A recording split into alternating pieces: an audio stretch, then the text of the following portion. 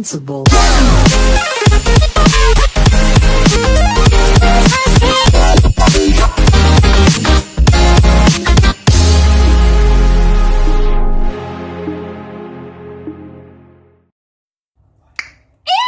Gente, aqui é a Manu e sejam bem-vindos a mais um Análise de Personagem.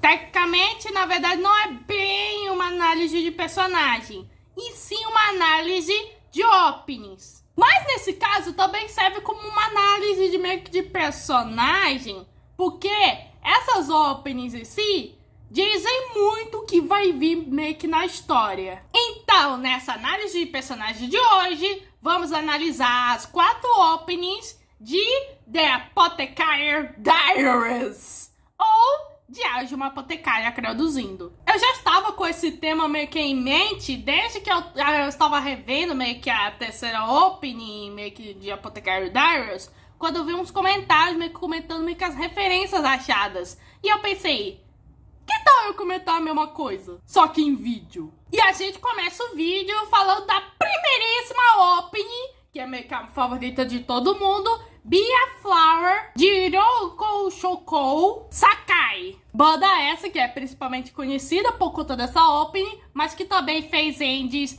de My Hero Academia e Dungeon Mesh.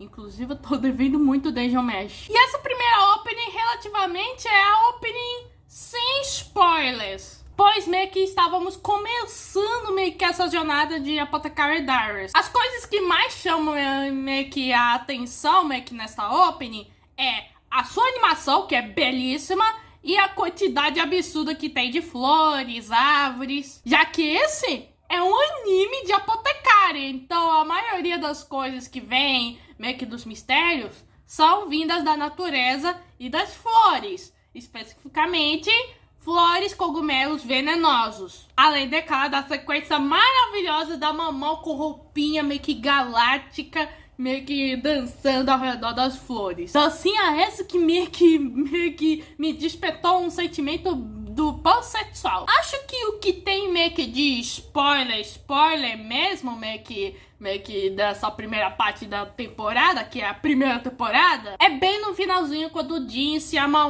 meio que olhem pra trás. Que além de ser a arte promocional do anime, meio que faz referência ao primeiro momento meio que de Jinx e Mau. Quando a Mau meio que tava pensando em como alertar meio que as concubinas, que é a maquiagem que tava envenenando ela e os bebês, o Jinx meio que conseguiu ouvir meio que parte da conversa.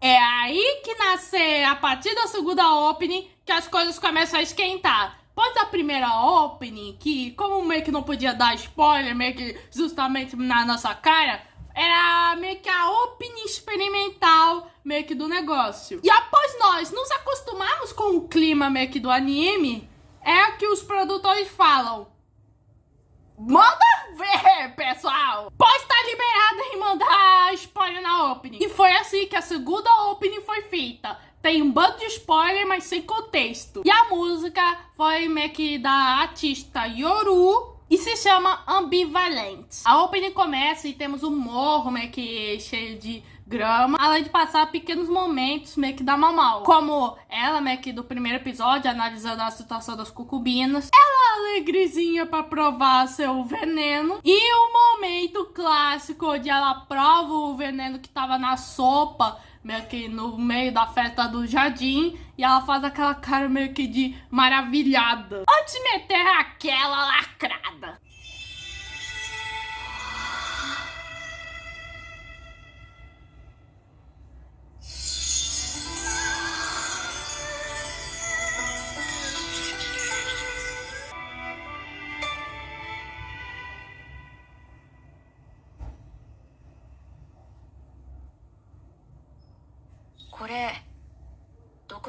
E aí que já vamos para as próximas cenas. Primeiro, umas cenas meio que mais focadas na Mau Mau, que são a cena onde a Mau Mau meio que é confrontada pelas outras meio que damas de companhia. A cena onde a Mau Mau ensina para as 4 concubinas safadices. A cena que meio que o Lihaku acaba pegando fogo e a Mau Mau meio que joga uma água para o fogo apagar. E a cena onde a Mau Mau meio que tava no meio da problematização do Jinchi e ela meio que faz um experimento onde ela coloca maquiagem meio que nos lábios dele e meio que faz parecer uma mulher.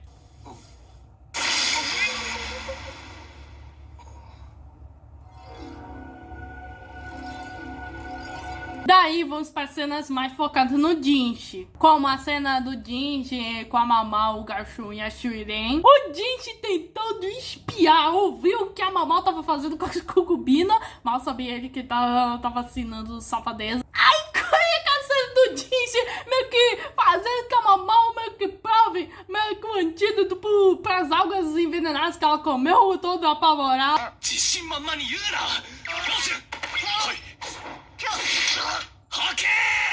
E a ceninha onde meio que a Mau Mau e o Jinchi estão comendo espetinho na rua. E, gente, é muito fofo. E nisso temos uma cena de rosas azuis apodrecendo.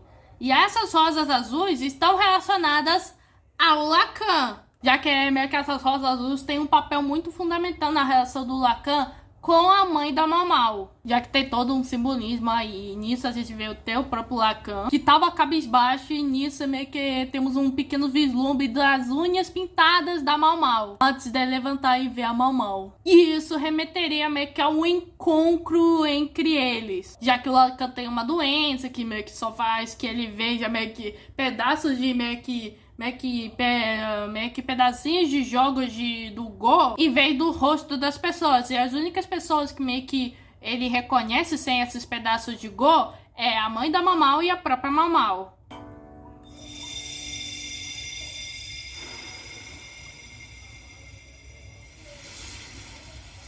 E nisso há uma sequência rápida de meio que cenas, mas que remetem meio que ao arco meio que em si, que é o arco do Lacan. Onde vemos uma pessoa jogando pedaços meio que de Go e meio que depois tá na cama, mas ainda com os pedaços. Que meio que essa aí é a mãe da Mau Mau, a Shigehime. Temos o Lacan meio que abrindo a caixa e vendo uma das rosas azuis que meio que tava murcha. A Fig Mei meio que pintando as unhas. Temos a cena, o vislumbre meio que do remédio da ressurreição aplicada pela Suiren. E ela tava lá saindo do caixão. E tem o vislumbre meio que do Jinchi, naquele ritual que ele tava fazendo. E a Mau Mau meio que o salva dele ser esmagado. O que faria que a Mau Mau se machucasse tanto.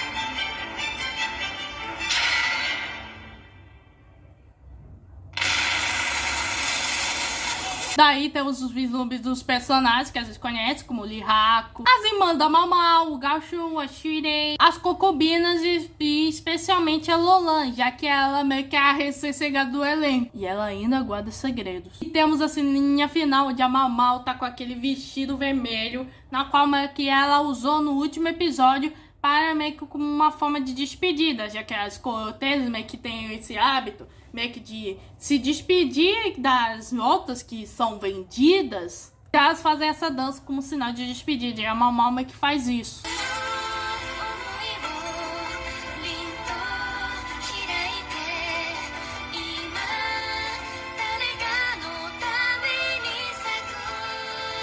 E agora vamos para a terceira opening, que aqui eles meteram o louco. Eles meteram o louco e meio que colocar spoiler nesse contexto. A opening é a Yaka Horan, que é feita pela cantora Lila Ikuta, na qual ela é conhecida por fazer dupla com a Yase para fazer a Yosobi, que é a principal banda que criou aquele fenômeno do opening, que é Idol de Oshinoko. E a opening já começa com uma pequena referência com a Mau Mau fazendo essa carinha assim, que meio que referencia aquela carinha que ela faz meio que para aquelas concubinas chatas do Palácio de Cristal.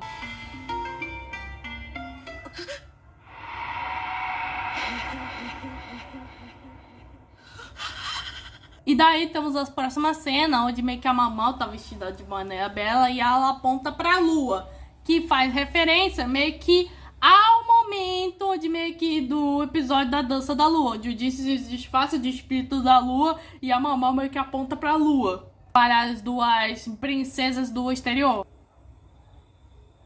Diana. E daí temos cortes de cenas meio que diferentes, mas o que chama a atenção é o vislumbre que a gente tem meio que do castelo, onde meio que a Mamau e junto com a Enguirrua foram para meio que contar historinhas de terror, e do buracão onde ocorreu aquele momento do sapo. Nas próximas cenas temos a Mamau meio que observando e vimos que tem vários Mamaus remetendo meio que ao caso dos espelhos refletidos dado pelas princesas estrangeiras. E também de todo o caso que as princesas fizeram sua gravidez e usaram espelhos para sair do lado de fora. E nas próximas cenas temos meio que a gatinha Mau, que é a gatinha que o imperador adota, e o chá de lótus, na qual a Mamão meio que não oferece pro Jinx, porque ela achava que, ela achava que ele é eunuco, ela meio que fez uma referência ao fato disso, de uma maneira bem inocentemente sensível. 不妊です。主に男性側が原因の。これはいかん。 E nas próximas cenas temos meio que o caso da Corsote Jin, a qual ela tava toda meio que manchada por conta meio que de uns cogumelos. E ela tava segurando umas flores que meio que são flores de condizência, né, que as damas de companhia dão para as outras damas quando morrem. E daí depois tem um quadro meio que embrulhado e meio que acreditava meio que a vovó da Mamau, que faz referência também meio que ao espírito da lua, quando a velha era gostosa. E depois tem um homem meio que se escondendo, que aquele aí era o ex-imperador. E ele se esconde porque meio que ele tem medo de mulher. Principalmente daquela que meio que tornou sua vida um pesadelo. E na próxima cena tem a cena do santuário meio que das lendas, na qual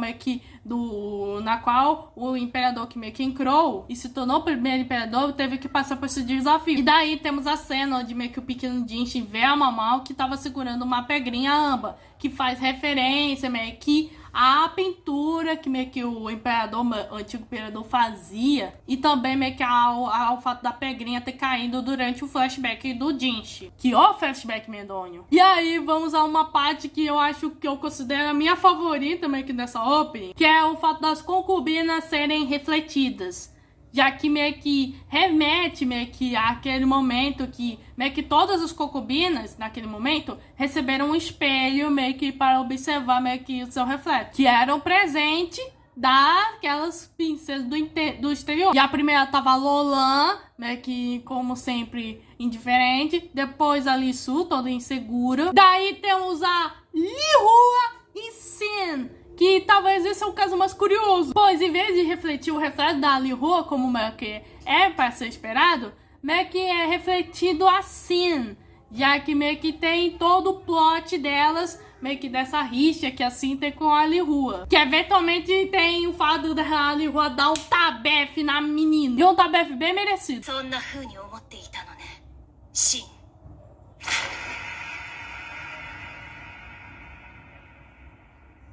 E na próxima cena temos vários irmãos da Mau meio que apresentando. E meio que em cada uma meio que na qual ela estava segurando, estava o pingente que o Jinx deu pra ela, a pedra de âmbar, um papelzinho, um cogumelo, flores, um lacinho, mariposas, sapos e entre outras coisas. E cada uma delas está relacionado ao ponto que dessa primeira parte da segunda temporada. Da próxima cena temos a Mamau, o Jinx e o imperador meio que entrando em cada porta, e meio que é uma espécie de referência a uma arte cubista, onde tem infinitas portas e meio quadrado. E mais uma vez faz referência ao santuário da escolha. E aí temos meio que essa cena final onde tem água pra todo lado e o Jinx e a Mamau em muito gatos molhados, que faz referência ao momento da caçada, onde meio que eles fugiram da Fate e ficaram meio que escondidos numa caverna na cachoeira. E agora vamos para a Opening 4, que agora, a partir daí, só é alerta de spoiler. Eu meio que recebi informações dos próximos eventos meio que dessa temporada graças ao usuário do Twitter, Tazi. Então, se vocês não querem saber dos próximos pontos a serem discutidos meio que nessa segunda parte da temporada, dá um fora daqui. Mas se quiser ir por conta de risco, seja bem-vindo. A Opening 4 é a Kuju Shiki, feita pela o Mr. Green Apple, que foi responsável pela Opening, a primeiríssima Opening de Fire Force. E vocês percebem que em todo momento, quase em todo momento, meio que nessa parte da Opening, os rostos da Mau Mau, do Jinchi e até da própria Lolan estão cobertos com uma máscara de Kitsune. E isso vai em conta do seu próprio simbolismo, que é o fato que Kitsune são criaturas misteriosas e que são mestres da ilusão. Ou seja, nem tudo que é o que parece. E isso é aplicado pelo Jinchi, que meio que ele finge ser um eunuco, mas na verdade é um príncipe e meio que irmão mais novo do imperador, chamado Gajugetsu. E a Lolan, que é nada mais, nada menos que a Shisui. Sim, aquela amiguinha da Mau Mau é a Shisui. E o pior é que a Shisui representa muito bem o que é uma raposa. E quem também tá vestindo essa máscara é a Suirei. E essa sim é também uma excelente raposa em disfarçar, que também saiu esconde o segredo. A Suirei, nada mais nada menos, é a primeira filha do Xixió e meia-irmã da nossa querida Shisui / Lolan. Pior que não é só e não para por aí. Pois nossa querida, tanto a Suirei quanto a Shisui meio que estão relacionadas ao antigo imperador. Mas essa eu vou me calar aí, pois tudo que envolve o antigo imperador meio que merece estar merece estar enterrado. E nisso temos um take rápido, onde vemos um túmulo onde tem só uma florzinha, ou um espelho na qual a Lissu está segurando e que vai estar relacionado aos eventos do próximo episódio. A pintura da Imperatriz Ansem quando era criança, feita pelo antigo imperador, e o bebezinho, que provavelmente é o Baby Jin, além de uma flor e um mel. E temos o retorno das rosas azuis do Lacan aí. E o mais importante de todos esses frames é o pingente do Jinchi, na qual a Mau Mau tá segurando. E aí que temos o que eu considero a melhor parte meio que da opening, onde temos os pontos de vista do Jinchi, da Xiaolan e da Shisui em relação a Mau Mau. Com a Xiaolan, temos o momento onde a Mau Mau ensina a Xiaolan a desenhar, embora com palavras muito complicadas.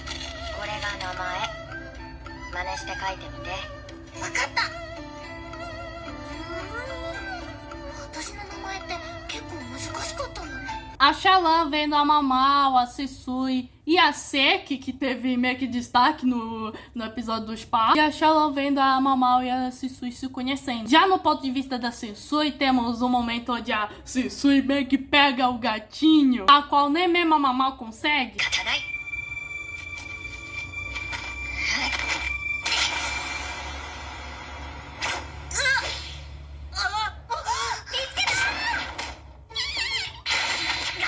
A Shisui pegando o insetinho na cabecinha da Mau Mau, e o momento que ela se conhece de verdade, quando elas escolhem meio que o mesmo set de Lotus. E é aí que vamos ao ponto de vista do Jinchi, que só é reforçado meio que em dois momentos.